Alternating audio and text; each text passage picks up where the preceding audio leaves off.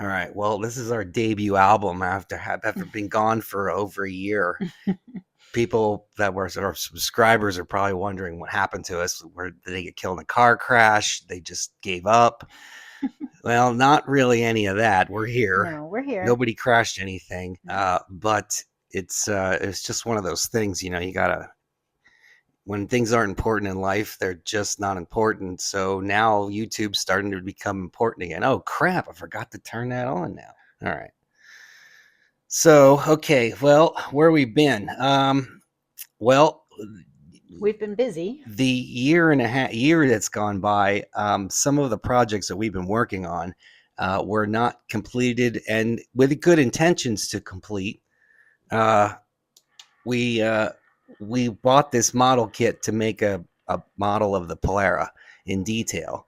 You guys have seen the little scale one we made, which turned out very good. And if not, it's worth a go look at. It's not, it's not exactly super exciting, but it is pretty nifty when you own a car and then you have to make a pretty much a duplicate of that car is a lot more exciting than just building a model of your fantasy. And unlike the one that's in front of you, this was another guy's idea because I didn't build the model. I bought it off eBay because I was looking for these 64 Polara promo models, and they are hard to get and they're insanely expensive. And I get why guys collect them, but this kit is based off of the actual promo model kit. So there was, I think, two different molds for this.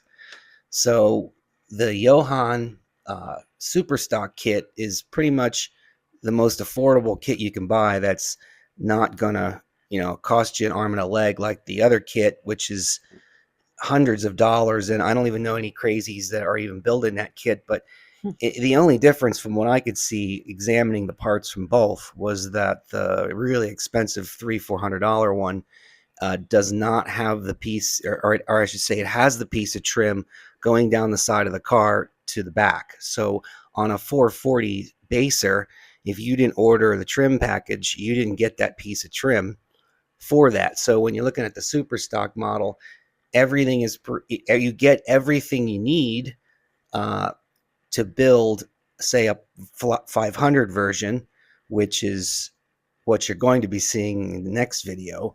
But the if you guys know that doesn't have that piece of trim, so that has to be added if you're going to do a 500 or a full 440 copy, along with the fact that the super stock kit does not come with the actual Hemi, or it does come with the actual Hemi that where everybody loves and is used to. It wasn't the 2.4 street wedge version. It was the actual hemispherical version. So eat your heart out, GTO, and all that blah, blah, baloney about, the first muscle car.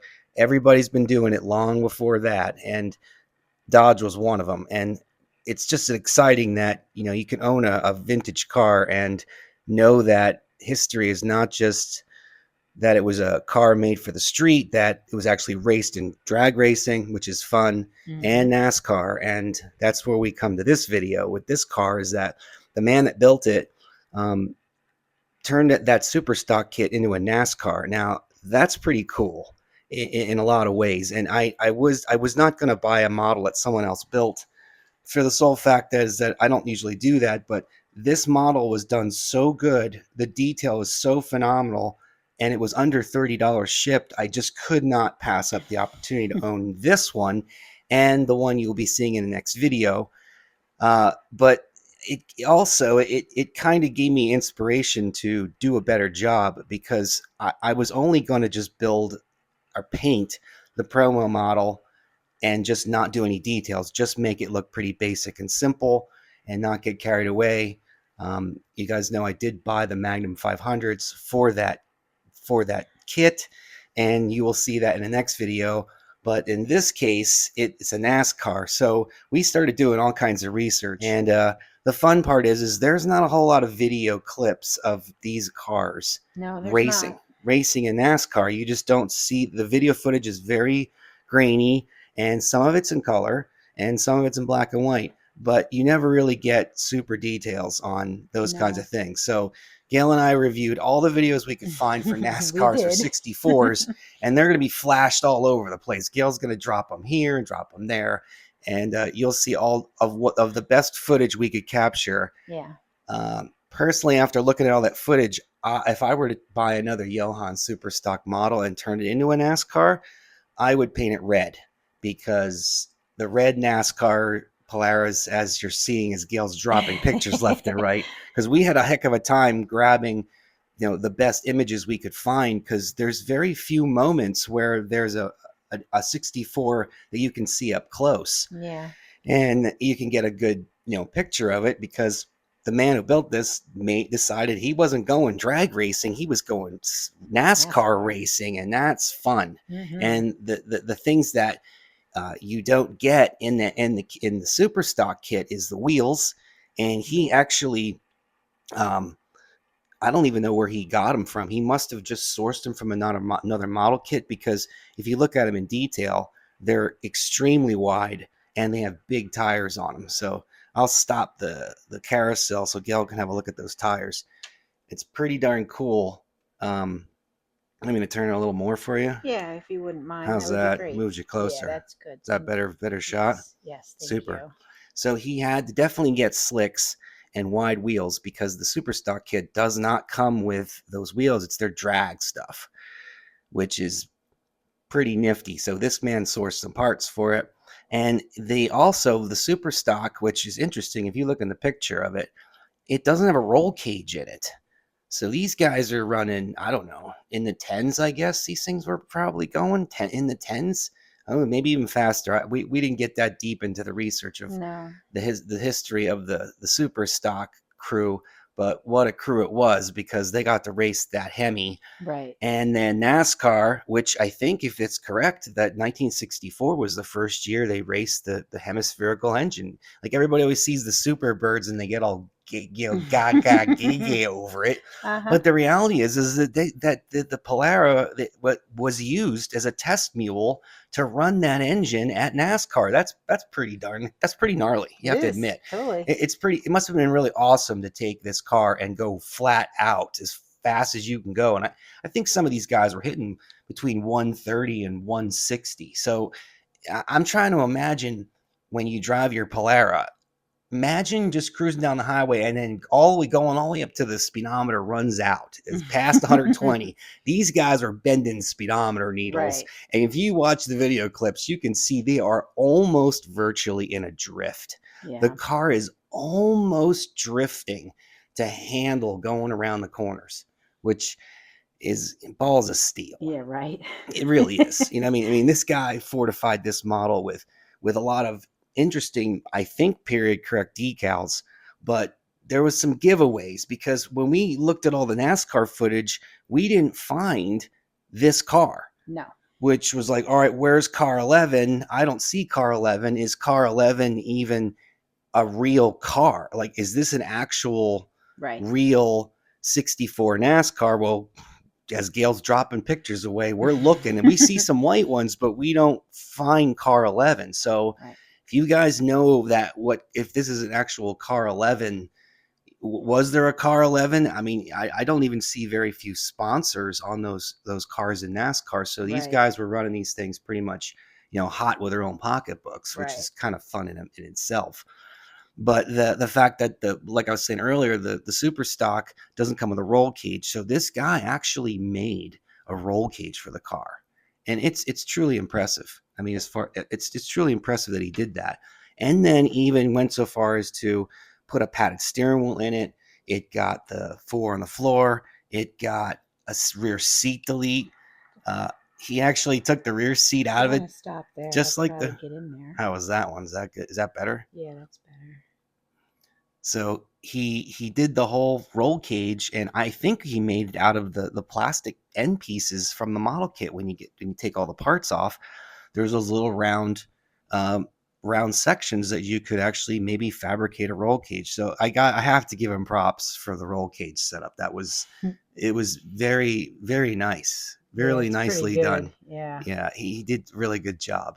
And I like how he color schemed the interior to be more of the colors of the. He also did the back seat delete. Yeah, that's gone. So, and in the super stock kit, you get that seat. So he probably sold it on eBay because these Yeah, because guys are he just as didn't. crazy as these, real car guys. Is that we're actually buying and selling model parts, and I'm Right. I'm, I'm laughing because when I was a kid building these in the '80s, I don't remember an opportunity to go and go, ah, man, I'd like to create something, but where I have to go to the hobby store and try to find a whole model. Like, I don't have the income Right. for that. Like, Right. who's going to spend $30, Gail, and buy Right. a model just for the console? Right. Well, you'll see in the next video Yeah. that we went really far with the. I'll just pat ourselves in the back right now and say that we've gone well up and beyond Right. the Call of Duty for making Yes. a copy of the Polara, and Yes. that's exciting. Yeah. It The is. It's actually very exciting. but this car, the NASCAR model, I mean, the guy had done things that were it was just so well done that it was a challenge Do you for want me to? now. Do you want to bring it around a little more, and then we can talk about the trunk? Oh yeah. Well, on the super stock, which is neat, model is that the trim for the trunk and the little Polaris Star key lock is in the trunk, on the trunk, in that on the super stock model. So it was the details were awesome. But this guy, in an effort to go after the NASCAR thing, he actually sanded off the trunk lid trim and he took off the lock. I mean, this guy's diehard. Like Yeah. he's taking it pretty now. Like he's up in the game. Well, guess what, Gail? Now I have to up the game with the That's Farah right. because buying this model was inspired me to go way farther than what I would have done because having the details to look at the way somebody else did it kind of sets the challenge for like, all right, I want to top this guy now. Mm-hmm. And I did actually email the seller of this, and the guy passed away. He bought the whole collection of these models from the widow, and this was one of them. And that was pretty cool information to get. So anyway, we're kind of jumping around, but we were trying to see if this thing was authentic. Like, was it a real NASCAR? And Right. we were looking at the decals, and the thing that did give away was the Budweiser logo because Yeah, the I font's don't all wrong. I don't remember if I never saw any beer sponsorships. That wasn't until like the 80s. When Right. you started seeing beer and Yeah. cigarettes and Gatorade, like, Right. and think about it, guys, how long? That's 20 years later. We're looking at like Model A Ford antique from the beginning. The reason why a lot of these guys are all now trying to buy up all the early 60s cars is because they're just so cool and there's so few of them because Right. they've all been smashed and buried. No one, everybody that got the muscle car brain Right. started to never looked back. To those guys, these were already old. Yeah. So like when Right. Mike Wilson had his Yeah. Super B, I literally said, "Let's go!" Like I like imagine it. He had was it 70? He had a 70 Super 70. B 4-speed, and with an open diff because it was not ordered with a tack or an open diff, which we thought was funny. But when we left the car show, he's pulling out and he is one wheel peeling this thing, and I'm like, okay, Mr. Big 383, with your air grabber hood and your 4-barrel and your dual exhaust with your open rear and a manual. I was Right. like, I already know that I could not only hole shot him, Right. but I'd be long gone by the time he stopped slipping and blowing that tire off with trying to row his gears. Right. We would be dusted as you know what. Mm-hmm. So, but I'm losing my train of thought. I'm going back to this. So the beer logo was out, so I started Right. researching Budweiser NASCARs, and what do you know, Gail? It is Mm-hmm. Darrell Waltrip's car from 1984. I think he was driving Monte Carlo or something like Yeah. that. I believe he was a Chevy guy. No, I don't remember. I don't know, but it looks like a Monte Carlo. But Yeah. so that's where he got the 11s. So it is Darrell Waltrip's 84 Budweiser car, which that model kit I think was released in 1985 or 4. So that's funny. This kit was Yeah. from, I think this super stock kit came out in 66. So you had between 66 and 84 that this model could have been built, and we know Right. it cannot be any earlier than 84. Right. So Yeah, this model exactly. could be built in late 80s, Right. could be built in the 90s, but it's definitely an older build. It's sat a long time. Right. But here, let's look at that Hemi in there. That's pretty nifty, huh? Mm-hmm. How's that angle? Yeah. Let me move in there. Interesting, it was the super stock kit does not come with that air cleaner. So this guy was even serious about putting it into the firewall to breathe the fresh air from the front of the windshield. So he was definitely on point on that. And he even went in so far as to do the old style, like NASCAR exhaust. But there it is, guys. They put those engines uh, in a 64 Polara and only a NASCAR. They weren't super stock that I recall. I think the super stock cars got the street wedge, is what I think. But after doing the research, I realized that, well, that's the engine. Like that was what they were racing. Holy crap. Like, everybody gives all the muscle cars all this credit and stuff. But you guys look at the history of the engine in the car. The 64 Polaris are pretty important, you know, test bed for ripping it down the track. Like, let's go. How much power can this thing make? I mean, I can only imagine it was not a stock cam. Right. It was probably 11 or 12 to 1 race gas with cams and performance. The carburetors are probably all tuned to high hell. I mean, that thing probably possibly did run a low 10, high 9. I don't know. That's the research of super stock. I don't know what the records are, but 64 Polaris were hauling ass back in the day. That's fun. That's just exciting to own that. And it's not mid 60s, it's early 60s, because mid 60s is 65. So this definitely falls back in the category of all the stuff that, guys are looking at now to buy up, and they're not there anymore because they're all been crushed and damaged. They were all destroyed. Nobody gave a crap. Everybody cared about muscle cars. Now all of a sudden that whole thing's changed when Haggerty's calling you and saying your car is going up in value. You should add. I'm like, okay, super. I love when your insurance company calls you and says, hey, the car's worth, a whole lot more money in the market. And why is that? Because people are realizing that. That's why those early Bel Air Impalas are really expensive. Any of that era at this time is really, it's people are catching notice. But so the Budweiser, it was Darrell Waltrip was like, all right, well, it wasn't a real NASCAR, but it was just his interpretation of what he had to work with and what he decided to custom build it. And look at the stance. You look at the super stock car and then you look at the NASCAR. It's like, yeah, you know what I mean? It's almost like if you guys are into the lowered stance thing, I guess it's pretty nifty. I'm not a stance guy. I mean, I like it, but this was too low for Farah. She doesn't sit like this. And it is kind of nifty. When I got Farah on the road, I did actually lower the ride height in the front because the car was lower in the back. And in all the brochures of if you look at a 64, they all look lowered in the picture. So yeah, that's why when I got the car on the road, everybody's like, "Oh, look, your back end's sagging." I'm like, it's not. If you look, I just didn't want. Here's the thing: I didn't want to lower the torsion bars down to make a low effect like what this stance is. Yeah. The Polara rode a lot smoother than it does, and it rides pretty smooth now. But it was very prone to like bottom out, and I was not. I wanted the car to handle, because I don't drive it around corners fast, and with wide tires on it.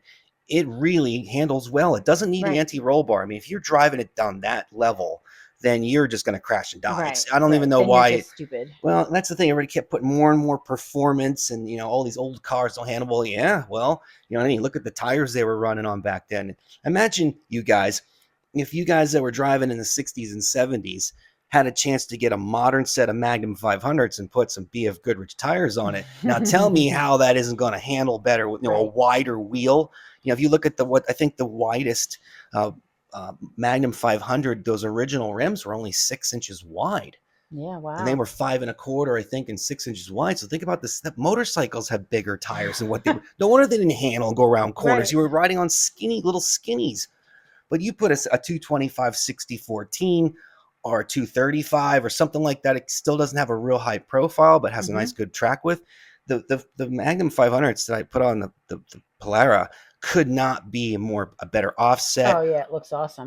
Just in the way the car handles. It's just awesome. Yeah. So yeah, he definitely went out of his way. This guy, he did tinfoil trim, which is I got to give props to the model builders who do it that way. I'm not. Can get in on that tinfoil trim. Yeah, he did the whole stripe on the whole entire side of the car. They actually use foil and they cut little strips and actually literally squeeze it on there, and to the point it's on, it makes a mold of the actual trim, and then they get a really sharp razor knife and trim it all off. And I'm like, good, you guys are my heroes. Right? This guy went and did that. I never got into that. I always liked painting it because I was really good at metallics and thinning paints. So I had a really good steady hand. So, and even today, Gail, I think I Oh knocked it out of yeah. the park. Oh, When you guys see absolutely. the finished car in the next video, it's gonna be pretty awesome. It turned out fantastic. Yes, you I will won't be I won't impressed. I won't cheat the details, but um yeah, so this guy inspired me. I just wasn't going to go down that route Right. tin foiling everything. I pulled some stunts out of a hat, and I think you guys will be truly impressed. I mean, I yeah, think you will you be had to too. wait a year, over a year Right. and a half for it, but I can promise you that when we drop the next video, you'll have watched this one, and then you'll be like, woohoo, like, Right. whoa, you guys are like, okay, Totally. yeah. So what was the other thing, Gail, as we close this out?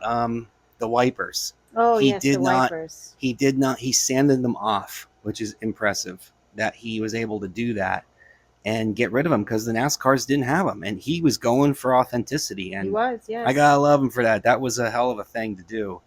That he put the effort into doing that, and We will he we did it so well that you can't even tell. He didn't make any mistakes. no. And if you guys know it, like your sandpaper, imagine how much time it took this guy to sand them off Oh, I and know. not mess up the model. Yeah, right. Right. Pro. That's pro building. That guy was he He really he also did the 426 on the hood like they do in NASCAR. yeah, that was one. I think I don't know if that came in the super stock kit, but he that is correct. Let's show him the front bumper because I want to show him the. Okay. All right, how's that? A little more. There you go. So the grill. Yes. I'll just spoiler alert the Farah model copy that we made of the Polara. I did not go this guy the level this guy did on the grill. Yeah, he went the distance. Yeah, I'm not. I mean, I'm gonna pat myself on the back, but I was not willing to risk trying to do that because I didn't want to be on eBay trying to find a front bumper and headlight for a Polara because I muffed it up. Like I didn't want to Right. well, let me show you the flub. But this guy had, I'm going to say he had balls to do this. I don't know how he did it, but he actually did all of the black in the headlights and in the grill. And, and it looks really good because without doing that, it just looks all silver from the chrome. Right. So he must have, and I actually examined it pretty closely. It looks like he might have thinned the paint. I think he did gloss, but he thinned gloss to the point where he laid it all in there either with a needle or a very tiny paintbrush and let the paint just walk itself through the whole process. Like Right. I mean, he's literally letting the paint follow the little rivers and valleys, Yeah. and that was gutsy because if you guys ever mixed paint before of his models, you only know you got a certain level where it's too watery or it's too thick, and too thick is like lava. And guess what? You're muffing it up Yeah, because you're right. not saving it. It's not the Nope. paint has to kind of flow from like one side to the other. Right. Hats off to this guy. Like Yeah. he really he pushed me to do a better job, and it's what makes why I appreciate having this model in my collection because it's Right. the guy is pretty Yeah, fantastic. I it can't is. think of anything else, Gail. Is there anything else in this that Well, we he didn't did the cover? 11s and the headlights. Yeah, we We saw didn't. that. That's Yeah, I don't pretty. know. That Yeah, that was was pretty cool too. he did that. He didn't do it on the Yeah. rear, but he definitely license plate. Oh yes. Now we did custom license plates. We'll spoil alert it, but you have to wait to see until we drop the video. Yes. But we were I had I was looking at how well this man did details. Like where did I beat him in the Right. model competition? Like he's Right. gonna get points on me, Gail. I mean he's gonna Oh, I get know. points, but if we're competing against this guy, you know what I mean? Like how do I raise the bar? Right. Because he really made me raise the bar. Oh, So absolutely. how could I go well and beyond? But like look at he had to paint that emblem and then paint the backdrop. And Yeah. If you know how small that is, if you could get a scale, Gail, of how small that rhymes, Yeah. A scale of scale, how Gail. small he had to paint that. I could Now, put my pinky finger which there. one did he do better first? Did he do the front one? I think he did the rear one better than the front one. Yes. Yeah. Yes, the So rear one looks better. he had practice, but you can Yes. see that he actually, and he's using metallics, which gold has a lot of flake in it. Right. And it is how I would not have attempted it. I just wouldn't have done it because, well, like what we did our own custom tags. We did, yes. So we're not having to worry about painting that. I personally, I don't know, man. Like sometimes, guys, when you built models and you made a mistake and you're so angry at yourself that there's nothing you could do to recover and you threw it all back in the box and you're like, F it, I'm not doing it now. Right. Well, that happens a lot because models require a lot of patience and requires a lot of, you have to really take your time and be careful. It teaches you patience. It does. It teaches you that if you take your time and are thoughtful, that those little details can be so. It's important. It is that there are guys that just go really really far beyond with models, and I guess the one thing I could kind of outro out with this is outro out. We're gonna over and out and outro and out. Right. But I'll stop for them so they can see the front license plate. As you can see, that definitely the man got some experience before. Yeah. He didn't seem to really care about that kind of stuff, but we did look on the NASCARs and they are not on the car. So he should have just sanded them off, at Gale. But how do you do that, right? Yeah, totally. You just can't.